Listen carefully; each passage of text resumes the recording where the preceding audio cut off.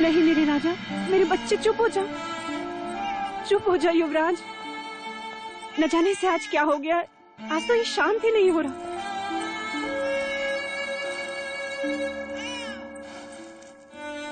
नहीं राजा, लगता है कुमार को किसी की अशुभ दृष्टि लग गई है। लौशिका, युवराज की नजर उतारो शीघ्र।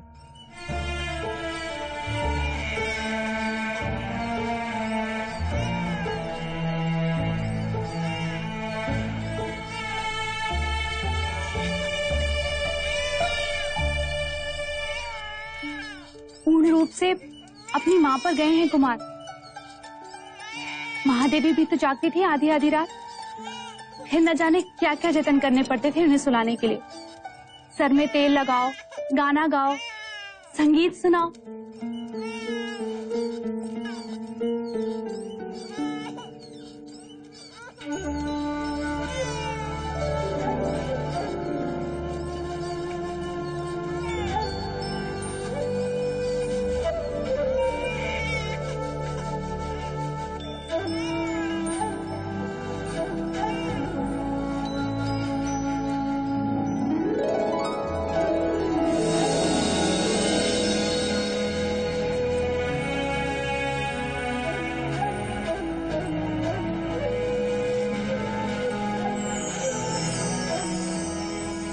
देख तो प्रजापति, तेरी बांसुरी सुनकर कैसे शांत हो गया।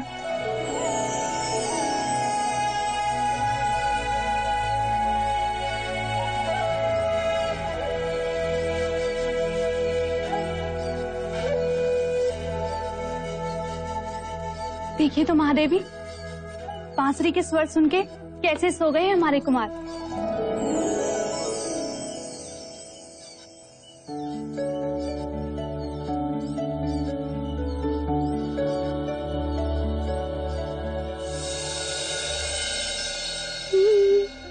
ये क्या कर रही हो मंगला? आर्या, तुम्हारी आंखों को क्या हुआ? क्या हुआ? कुछ भी तो नहीं।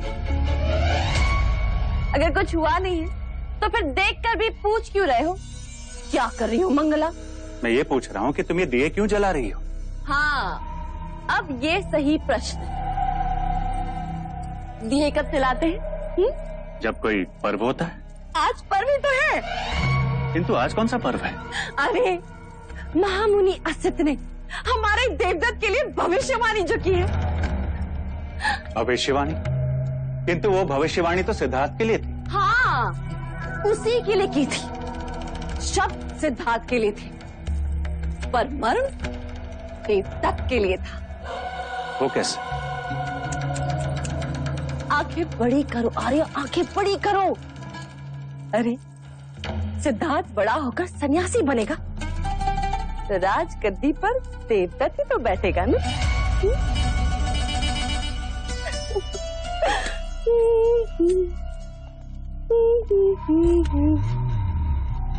कितनी दूर तक सोच लेती हूँ। मैं कितना भाग्यशाली हूँ कि मुझे तुम जैसी अर्धांगिनी मिली। और मैं कितनी अभागी।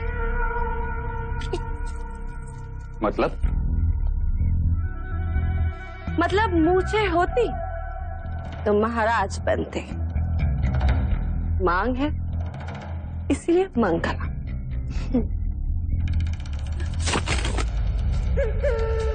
और बहुत ही शीघ्र राजमाता। देवदत्त कहाँ है?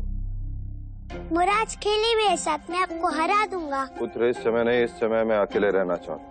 नहीं, मैंने बोला ना खेलिए मेरे साथ। कहा ना इस समय नहीं।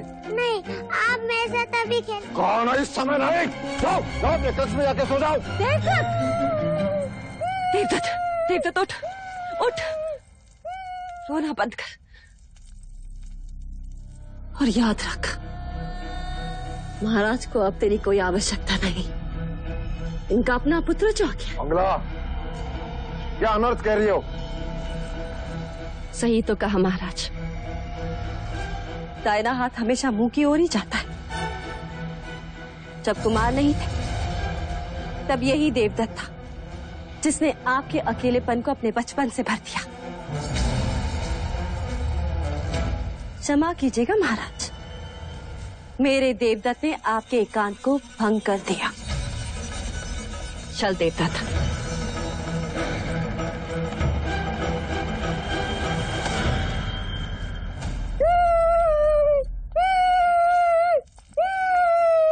शांत शांत हो जा, मैंने कहा ना, एकदम चुप चुप हो जा। धीरे धीरे मंगला दीदी, सिद्धार्थ अभी अभी सोया है। तुम्हें क्या हुआ? तुम क्यों रो रहे? आज महाराज पहली बार देवदत्त पर क्रोधित हुए हैं। महाराज क्यों? आपके कारण। हमारे कारण?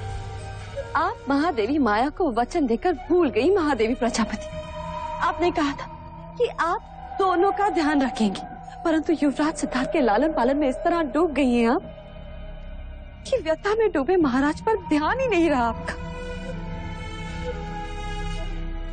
मां तो बन गई, परंतु पत्नी का धर्म भूल गई। इस समय जब महाराज को आपके शयन कक्ष में होना चाहिए, वो व्यथित राज्यसभा में बैठे हैं। आप महादेवी हैं, किंतु आयु में मैं आपसे बड़ी हूं। आपका ध्यान रखना मेरा कर्तव्य है, इसलिए बिना मांगे आपको सलाह दे रही हूं। ऐसे कोमल अवसर में अपने पुरुष को अकेला नहीं छोड़ना चाहिए। आप समझ रही हैं ना? चल देवदत्त।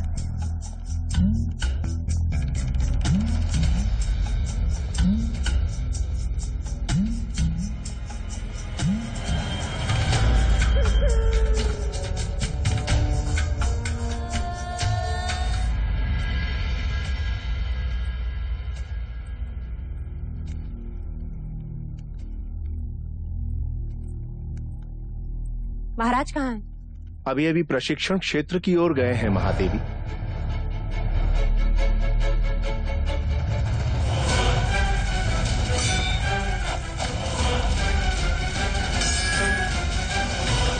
मेरा पुत्र सन्यासी बने, जीवन के हर युद्ध में ये विजयी होगा, और वो युद्ध भावनाओं का होगा।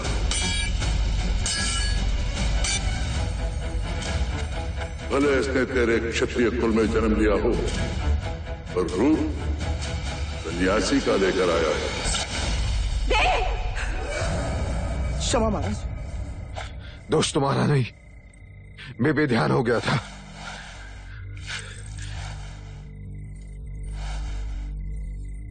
ये क्या देव? ये कोई समय है प्रशिक्षण का? नींद नहीं आ रही थी, व्यथित था, अपने क्रोध पर काबू नहीं कर पा रहे थे, इसलिए। ऐसी कौन सी व्यथा है देव जिसने आपको इतना चिंतित कर दिया? इस शाक्य कुल का पतन होते नहीं देख सकता देवी। मैं क्षत्रियों का अपना धर्म छोड़ते नहीं देख सकता। जिन हाथों में मैं तलवार देखना चाहता हूं, उन हाथों में मैं कमंडलू कैसे देखूं? जिस शरीर पर मैं रक्त रंजित घाव देखना चाहता हूं, वहां चंदन तिलक कैसे देखूं देवी, कैसे देखूं? आप किसकी बात कर रहे हैं देव? कुमार सिद्धार्थ की। असत मुनि की वाणी अभी गूंज रही है मेरे कान में। आप अकारण ही व्यथित हो रहे हैं देव। कल किसने देखा है? इतना जप तप यज्ञ के पश्चात एक पुत्र हुआ, और वो भी सन्यासी। ऐसा कुछ नहीं होगा देव। असत मुनि की वाणी कभी असत्य नहीं हुई देव। किंतु भविष्य के गर्भ में क्या है यह कोई नहीं जानता। मैं तुमसे पूछता हूं देव, तुम्हें क्या लगता है? जिस भगवे वस्त्र से सन्यासी का चोला बनता है, उसी भगवे वस्त्र से हमारे राज्य का परचम बना है। वस्त्र हमारे पास है और हमें उसका क्या करना है, यह तो हमारे ही हाथों में है ना देव। आप कुलगुरु वाचस्पति से विचार विमर्श करें, वह अवश्य ही कोई मार्ग सुझाएंगे। हाँ देवी।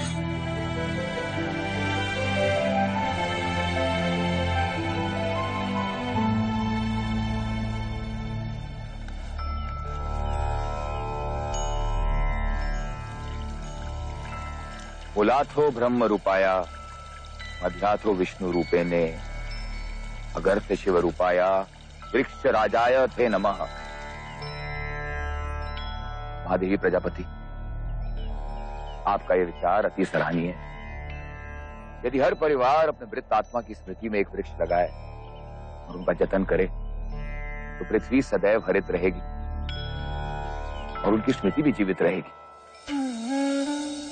आज हमने ये वृक्ष लगाकर महादेवी महामाया की स्मृति को सदैव के लिए धरती से जोड़ दिया है।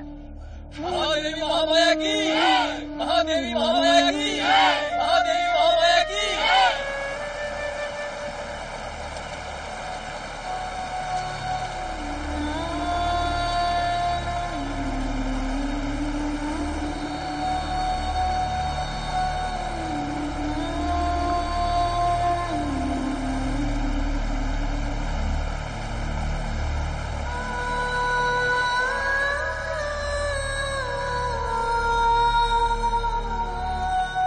चलिए राजा।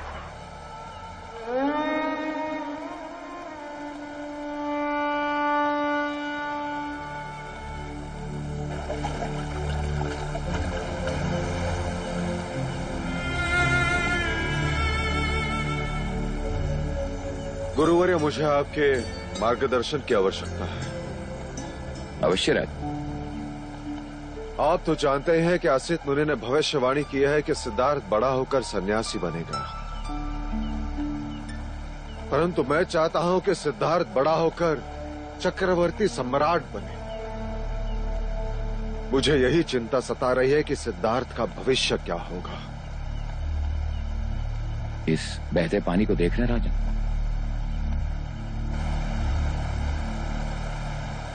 यदि आप इसके प्रवाह को मोड़ना चाहेंगे तो क्या करेंगे राजन? गुरुवर्य, एक गहरी नहर बनानी होगी ताकि पानी उस नहर से बहे। परंतु इसका प्रवाह तो सीधा है। यदि ना मुड़ा तो पानी को रोकना होगा गुरुवर्य।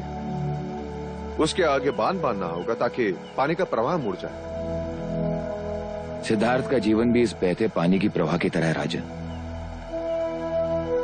यदि आप उसे योद्धा बनाना चाहते हैं तो क्षत्रियता की गहरी नहर खोदनी ही पड़ेगी। बैरागी बनने से रोकना चाहते हैं तो माया और करुणा के आगे बांध बांधना ही होगा। असित मुनि की दृष्टि एक सन्यासी की है, इसलिए उन्हें सिद्धार्थ की महानता केवल एक सन्यासी बनने में दिखती है। परंतु आप क्षत्रिय हैं, इसलिए आपको सिद्धार्थ की महानता एक चक्रवर्ती सम्राट बनने में दिखती है। क्षत्रिय धर्म से सींचोगे तो क्षत्रिय ही बनेगा। शारीरिक बल, शस्त्र संचालन, घुड़सवारी, हाथी प्रशिक्षण की ऐसी शिक्षा दीजिए कि वो योद्धा ही बने राजन। करुणा और माया से उसे सदैव दूर रखना राजन। वो मनुष्य को बैराग की ओर ले जाते हैं।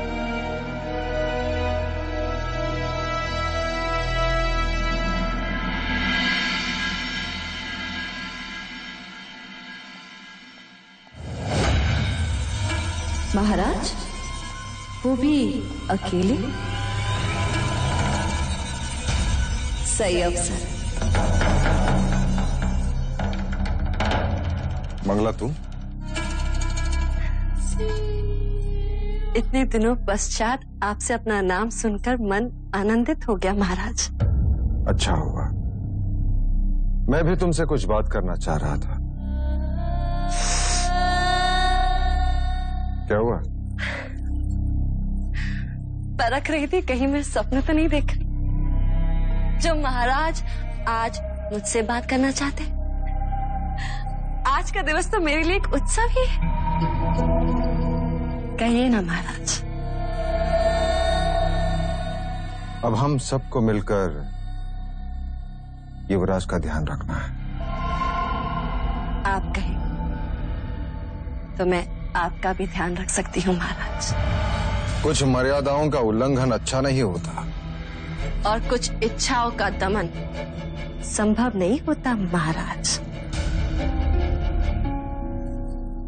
तुम फिर से वही बात कर रही हो? क्योंकि मैं वो बात आज तक नहीं भुला सकी।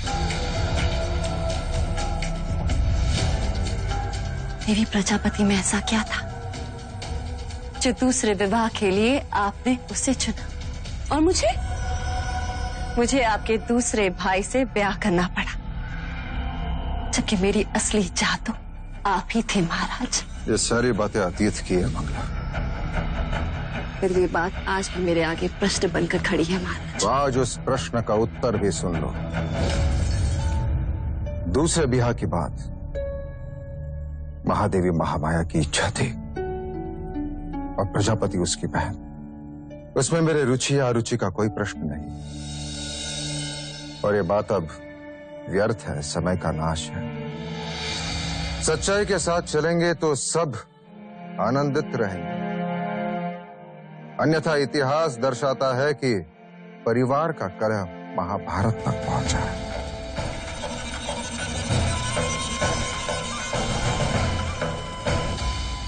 महाराज शुद्धोदन, पहले मेरी दृष्टि केवल आप पर थी, परंतु अब आपके साम्राज्य पर भी है। कपिलवस्तु की महादेवी नहीं बन सकी, परंतु राजमाता अवश्य बनकर दिखाऊंगी। मैंने युवराज सिद्धार्थ के हाथ में कमंडल ना थमाया ना, तो मंगला को मंगला मत कहना।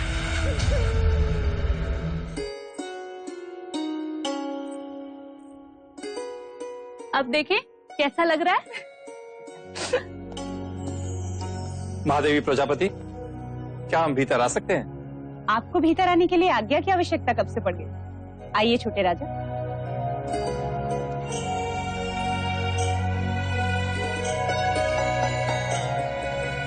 कैसे हो क्षत्रिय? ऐसे क्या देख रहे हो? हम तुम्हारे छोटे चाचा हैं। महादेवी, महाराज ने कुमार के लिए वस्त्र भिजवाए। वस्त्र? देव ने?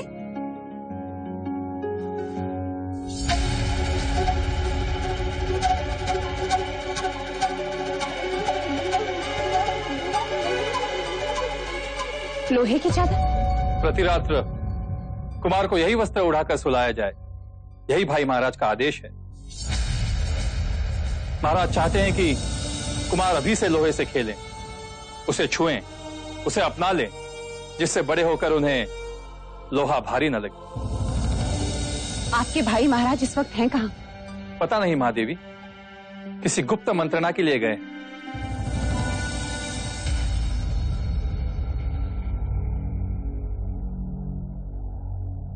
असित मुनि की भविष्यवाणी आप सबने सुनी। मैं नहीं चाहता कि सिद्धार्थ सन्यासी बने। आप निश्चिंत रहें महाराज, सन्यास तो वन प्रस्थान की आयु में लेते हैं। या तो अति दुखी मनुष्य सन्यास के बारे में सोचता है। दुखों से तो मैं सिद्धार्थ को कोसों दूर रखूंगा। सन्यास लेने के बारे में तो रोगी भी सोच सकते हैं महाराज, और वो भी जो भोग विलास से दूर भागते हैं। अर्थात वो लोग जो दुर्बल हैं।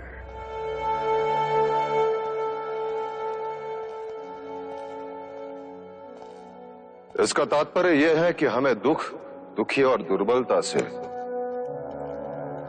गरीब, रोगी और वृद्धों से सिद्धार्थ को दूर रखना होगा। परंतु ये तो असंभव है महाराज।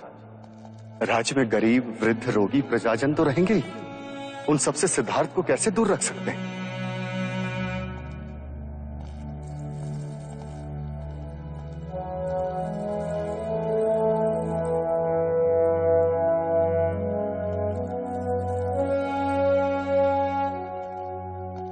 एक उपाय है महाराज। कैसा उपाय सेना? क्यों ना हम राज्य के सभी दुखों को बाहर कर दें। महाराज, क्यों ना हम रोगी, वृद्ध और आर्थिक रूप से पीड़ित ऐसे मनुष्यों को कपिल वस्तु से बाहर फेंक दें। क्या संभव है सेनापति सुमन? हम ये नहीं कर सकते। हमारा कर्तव्य प्रजा की सेवा है, उन पर अन्याय करना नहीं। हम उन पर अन्याय नहीं करेंगे, बदले में हम उन्हें उत्तम जीवन देंगे। अर्थात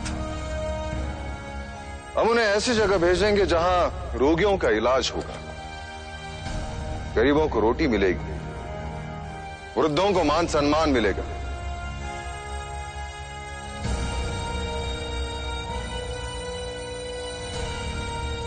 क्या आपको मेरा प्रस्ताव अच्छा नहीं लगा? लोक कल्याण के साथ साथ हमारा हेतु भी पूर्ण हो जाए। क्षमा महाराज, किंतु इतने लोगों को हम बसाएंगे कहाँ? ये लोग हमारे कहने से जाने भी तो चाहिए। मैं स्वयं उन्हें समझाऊंगा। और नहीं माने तो? नहीं माने तो हम उन्हें बलपूर्वक मनाएंगे। शस्त्र के आगे शास्त्र भी झुकते हैं। पहाड़ की दूसरी ओर एक आरोग्य धाम, एक नई नगरी का निर्माण करेंगे। लोगों को किसी प्रकार की कोई कमी नहीं होगी। क्षमा करें महाराज, इतना बड़ा निर्णय हम अकेले कैसे ले सकते हैं? हमें शाह की सभा बुलानी होगी। साम दाम दंड भेद, किसी भी प्रकार ये प्रस्ताव पारित होना ही चाहिए। मैं सिद्धार्थ को सन्यासी बनते नहीं देख सकता।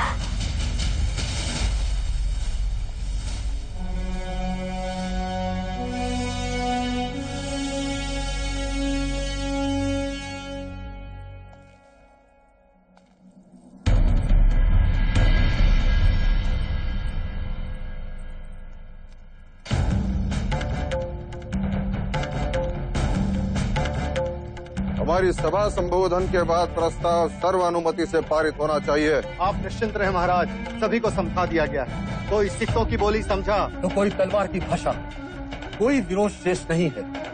अब यहाँ वही होगा महाराज जो आप कहेंगे।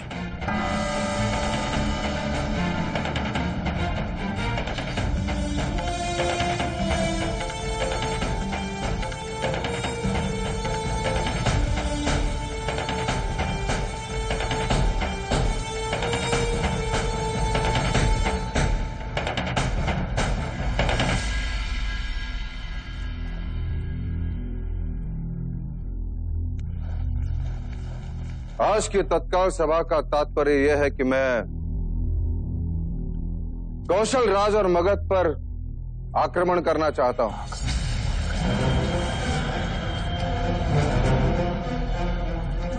क्या हमने कुछ असत्य कहा? क्या हमें से हर एक शाक्य ये नहीं चाहता कि कपिल वस्तु का विस्तार हो? किंतु उन दोनों से युद्ध का विचार तो आत्मघाती है महाराज शुद्धोधन। कीचक जी, मैं 20 वर्ष पश्चात की बात कर रहा हूं। यदि कल फल खाना हो तो उसका बीज हमें आज ही बोना होगा। कल के युद्ध के लिए आज हमें एक ऐसे नेतृत्व को ढूंढना होगा जो आने वाले कल में हमारा सेनापति हो, सम्राट हो, ऐसा योद्धा हो जिसे देखकर शत्रु भयभीत हो जाए, जिसे भाग्य का भी साथ हो और आप सबका साथ। मेरे कुमार सिद्धार्थ में ये सारी योग्यताएं हैं, ये केवल मैं नहीं कहता। शाक्य कुलगुरु वाचस्पति का भी यही कहना है। इसलिए हमें कुछ कड़े कदम उठाने होंगे जिससे हमारी आने वाली पीढ़ी शक्तिशाली हो, दुखों से कोसों दूर हो, चिंता से मुक्त हो। इसलिए मेरा यह सुझाव है कि हम एक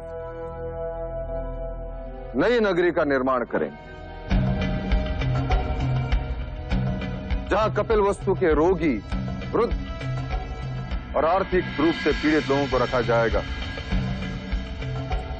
जिससे हमारे युवकों को अपने कर्तव्य से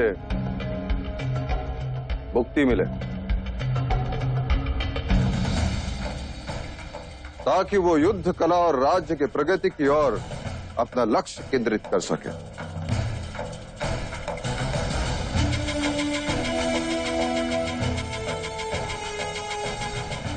यदि मेरे प्रस्ताव पर किसी का विरोध हो तो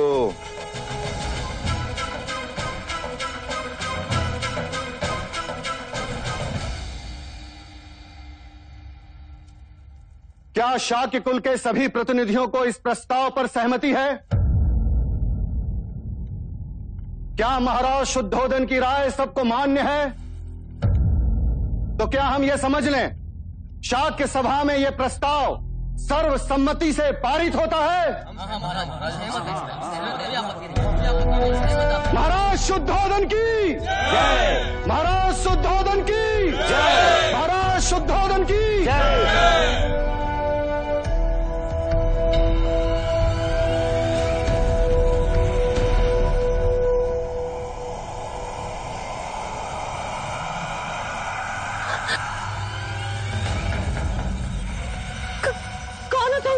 हाँ, हमारी दादी तंत्र मंत्र जानती हैं।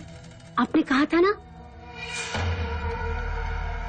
लीजिए, इस बादाम को आप अपने पास रखिएगा।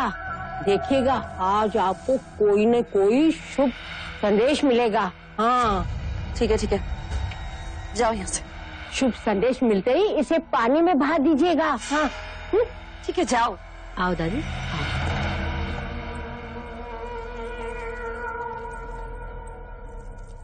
कौन थी वो? डायन। क्या? क्यों डर गए? कामुका की दादी। तंत्र मंत्र में इनका जोड़ ही नहीं। आप बताएं, शाक्य सभा में क्या हुआ? नई नगरी का प्रस्ताव पारित हो गया। नई नगरी? सुनिए सुनिए सुनिए, कपिल वस्तु के सभी प्रजाजनों के हित में महाराज शुद्धोधन ने एक ऐसा निर्णय लिया है जो कभी किसी राजा ने अपनी प्रजा के हित में नहीं लिया। सुनिए सुनिए सुनिए। बात तो भाई महाराज के स्वार्थ की है, किंतु दिखावा परमार्थ का। और ये प्रजा है कि उनको और कुमार सिद्धार्थ को आशीर्वाद दे रही है। नई नगरी? सचमुच? ऐसा परमार्थी राजा ना हमने कभी देखा न सुना। कुमार सिद्धार्थ जुक जुक जिए। ये तो अनर्थ है। प्रजा की आंखों में धूल झोंकने की बात है आर्य। हमें कुछ ऐसा करना होगा जिससे महाराज का मुखौटा उतर जाए, प्रजा को सच्चाई का पता चले, महाराज शुद्धोदन अपमानित हो और कुमार सिद्धार्थ को भी प्रजा अभिशाप माने। किंतु ये कार्य करेगा कौन?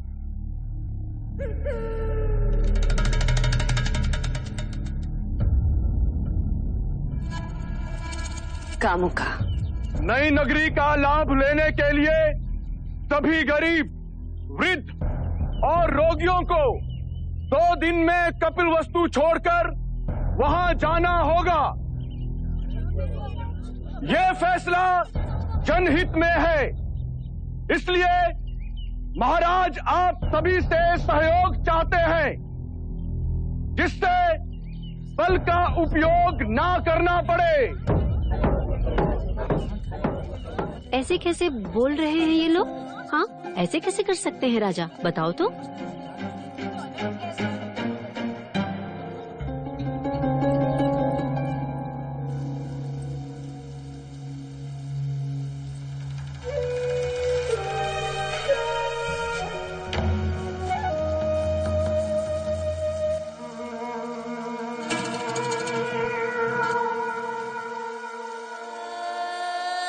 अरे इस भलाई के पीछे कितना स्वार्थ छिपा है, ये तो अंदर की बात है। एक बार यहाँ से निकले ना तो मानो पहुंच गए शमशान घाट। अरे उसके बाद तो वापस आने का नाम भी नहीं ले पाओगे तुम लोग। ये सब किसके कारण? कुमार सिद्धार्थ के कारण। कहते हैं उन्हें दुख नहीं दिखना चाहिए, वरना कुमार सन्यासी हो जाएंगे। इससे तो अच्छा होता कि कुमार पैदा ही ना होते। महल में दिए जले, इसलिए हमारे घर में अंधेरा। तो अरे कहते हैं बड़ा भाग्यशाली है, जन्म लेते ही माँ को खा गया और अब बड़ा हुआ तो ये कपल वस्तु खाली करवा रहा है। ये कैसा भाग्यशाली है? हाँ, महाराज को रोकिए महादेवी प्रजापति। पुत्र प्रेम में पिता अंधा हो सकता है, ये तो सुना था, पर इतना क्रूर, इतना कठोर भी हो सकता है, ये पहली बार देखा। क्या हुआ मंगला दीदी? महाराज कपिल वस्तु से सारे दुखी, निर्धन, वृद्ध, रोगियों को राज निकाला दे रहे हैं। क्यों? युवराज सिद्धार्थ के लिए, जिससे वो दुख ना देखे, उनमें करुणा ना उपजे और वो कभी सन्यासी ना बने। महादेवी माया होती ना तो ऐसा कभी नहीं होने देती। महाराज को रोकिए, कहीं प्रजाजनों में असंतोष फैल गया ना तो अनर्थ हो जाएगा।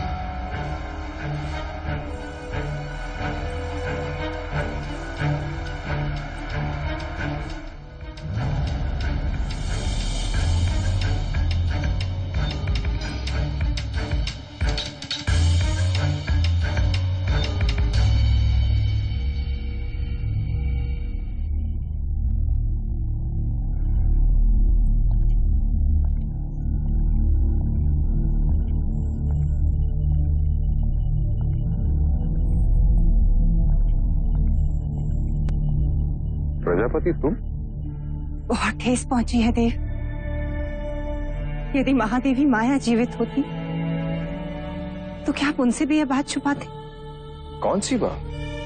यह कैसा न्याय है देव कि मुनिवर असित ने भविष्यवाणी की और आपने पूरे कपिल वस्तु को बेघर कर दिया। अच्छे भविष्य के लिए वर्तमान को दंड भुगतना ही पड़ता है देवी। किसका भविष्य?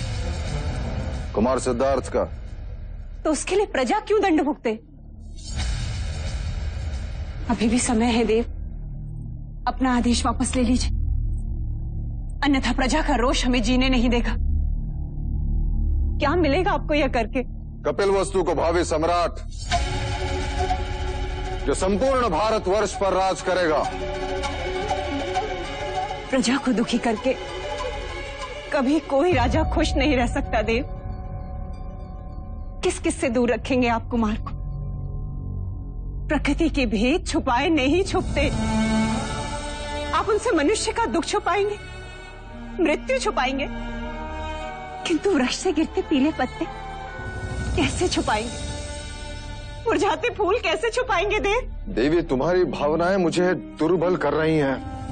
और पुत्र प्रेम आपको निष्ठुर। कहीं ऐसा ना हो कि कुमार बड़े हो और इस कांड का उल्लेख निकले तो उनका सर शर्म से झुक जाए। प्रजापति, ये मत भूलो कि मैं उसका जन्मदाता हूं। मेरा अधिकार तुमसे बढ़कर है। मैं उसके लिए जो कुछ भी कर रहा हूं उसके हित में कर रहा हूं। ना वो दुख देखेगा ना मृत्यु, जिससे वैराग्य उत्पन्न होता है।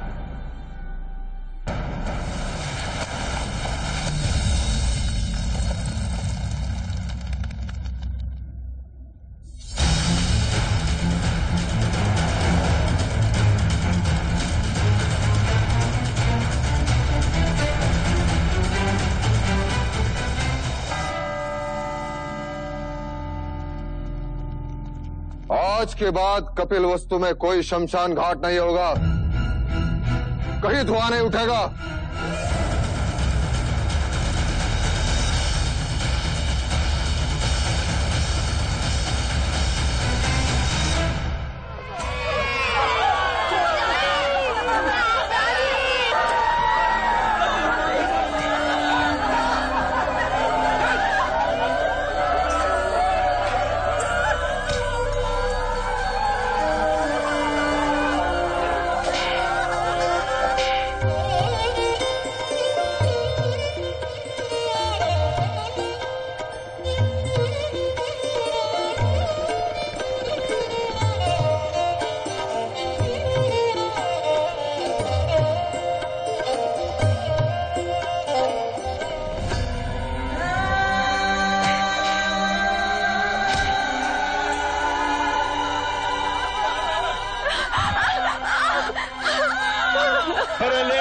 से भी नहीं रह पाएगा अपनी दादी के बिना ये।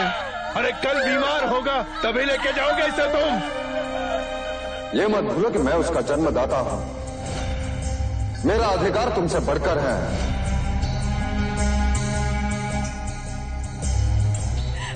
महादेवी, महादेवी, ये मनुष्यता नहीं है महादेवी। जब करुणा ही नहीं होगी तो मनुष्यता कहां से होगी? इतना अत्याचार मत करो हम पर। मत लो हमारा अभिशाप। हम पर जो बीती है ना, वो एक दिन तुम पर भी बीतेगी। और जिसके लिए तुम हमें बेघर कर रहे हो, वही तुम्हें एक दिन त्याग कर चला जाएगा।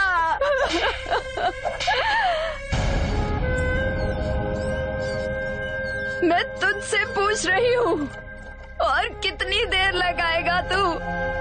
और तू कब से निष्ठुरों का साथी बन गया? बोल, चुप क्यों है तू? क्या हमारा दुख तुझ तक नहीं पहुँचता? इस आतंक को देखकर तेरी आंख से आंसू क्यों नहीं बहते?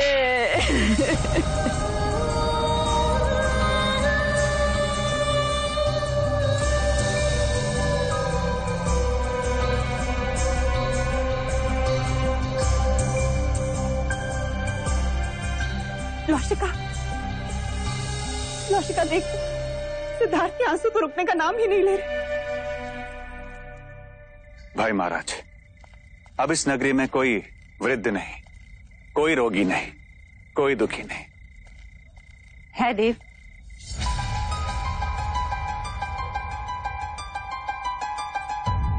कौन दुखी है? कुमार सिद्धार्थ।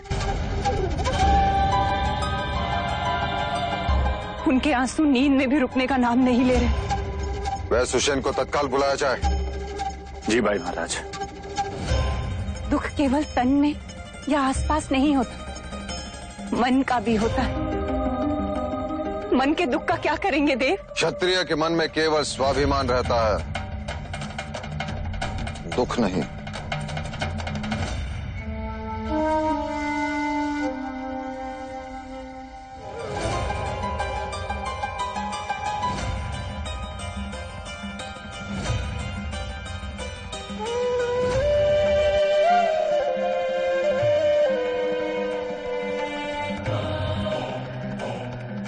कुमार ने अवश्य कोई डरावना सपना देखा हो, इसी कारण नींद में आंसू बहे होंगे।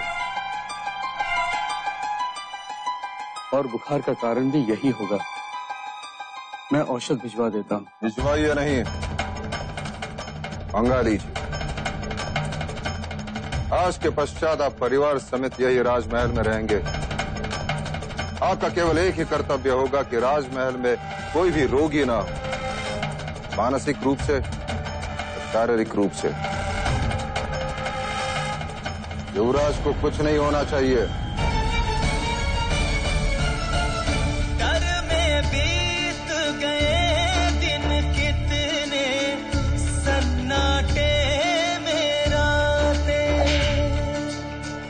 साम दाम दंड भेद के डंडे करते रहे बस बातें। आंखों में आंसू है भरे, होठों पे लिए मुस्कान। समय बीतता चला गया पर कर गया जग वीरान, कर गया जग वीरान।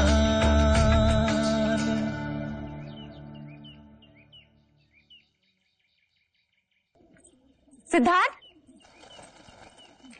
सिद्धार्थ, सिद्धार्थ, देवदत्त, सिद्धार्थ कहाँ है? वन मनुष्य तो वन नहीं रहता है।